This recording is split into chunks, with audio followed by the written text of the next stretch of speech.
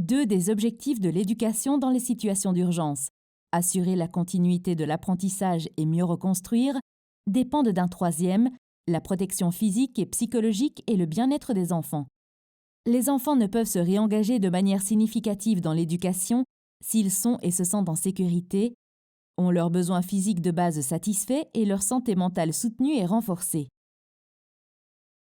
La protection est un aspect fondamental de toute amélioration de l'éducation en termes d'accès ou de qualité. C'est une raison essentielle car l'éducation en zone menacée sauve des vies. Il existe différents aspects de la protection et du bien-être physique et psychologique qui doivent être pris en compte à tous les stades du cycle du programme.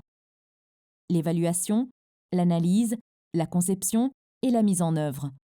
Les questions connexes de genre, de handicap, la protection des enfants et la sensibilité au conflit doivent également être examinées en fonction de leur contribution au risque et à la vulnérabilité en matière de protection et aux réponses à y apporter.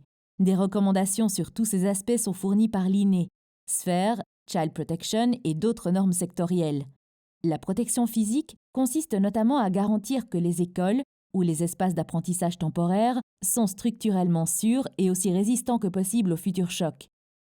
Cela nécessite de travailler en étroite collaboration avec les experts en matière d'abri, les ingénieurs en structure et les autorités, et en s'inspirant des bonnes pratiques et des normes locales, régionales et internationales. L'emplacement des écoles et des espaces d'apprentissage temporaires, existants ou nouveaux, devrait également être examiné pour s'assurer qu'ils ne sont pas vulnérables aux futures catastrophes naturelles, attaques ou occupations. Les exercices de sécurité et les procédures d'évacuation peuvent aider à protéger les enfants dans le cas de ces événements.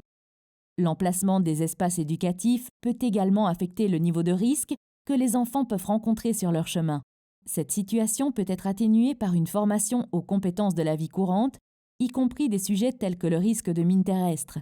Des toilettes et des installations de lavage des mains suffisantes, séparées et propres, et de l'eau potable sont essentielles pour protéger la santé des enfants et leur bien-être psychologique.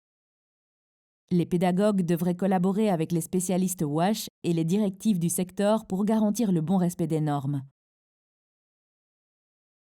La promotion de l'hygiène par les enseignants ou d'autres personnes peut aider, ainsi que la distribution de kits d'hygiène dans les écoles. L'emplacement et l'accessibilité de ces installations doivent être soigneusement étudiés pour s'assurer qu'ils ne constituent pas un risque ou un obstacle pour les enfants, en particulier les filles et les personnes souffrant de handicap physique. Les espaces pédagogiques peuvent aussi soutenir des interventions sanitaires et nutritionnelles visant à aborder les questions de nutrition, les parasites et les carences en vitamines, en étroite collaboration avec des spécialistes de la santé et de la nutrition. Cela peut impliquer une combinaison de distribution de suppléments alimentaires, de programmes nutritionnels et de ressources pédagogiques pour promouvoir des comportements et des pratiques sains, y compris concernant la santé sexuelle et reproductive des adolescents. Veiller à ce que les écoles soient exemptes de toute forme de violence est un aspect important de la protection et du bien-être tant physique que psychologique. Il est probable que ce soit davantage un défi dans les situations d'urgence dans lesquelles les enfants, les parents et les enseignants ont été exposés à la violence et au déplacement. Les espaces éducatifs ne doivent pas avoir de punitions physiques ou humiliantes envers les élèves par les enseignants et le harcèlement par les autres élèves. La violence sexuelle ou sexiste peut en faire partie et doit être identifiée et traitée de manière urgente. Les politiques, les codes de conduite, la formation sur la discipline positive et les mécanismes de retour d'information des élèves peuvent résoudre ce grave problème. L'expertise et les recommandations pour protéger l'enfance peuvent soutenir ce processus. L'offre continue d'une éducation sûre fournit une forme de soutien psychologique pour les enfants et leurs familles pris dans des situations d'urgence. Des activités structurées menées par un personnel pédagogique formé à l'intérieur et à l'extérieur de la classe peut apporter un soutien psychosocial supplémentaire aux enfants en contribuant à leur rétablissement et à leur bien-être. Les enseignants et autres personnels de l'éducation devraient également être formés sur la manière d'identifier les cas de détresse extrême afin de les réorienter vers des professionnels. Protéger et promouvoir le bien-être social et émotionnel des enfants en situation d'urgence ne soutient pas seulement leur rétablissement et leur résilience, mais cela est également fondamental pour l'apprentissage.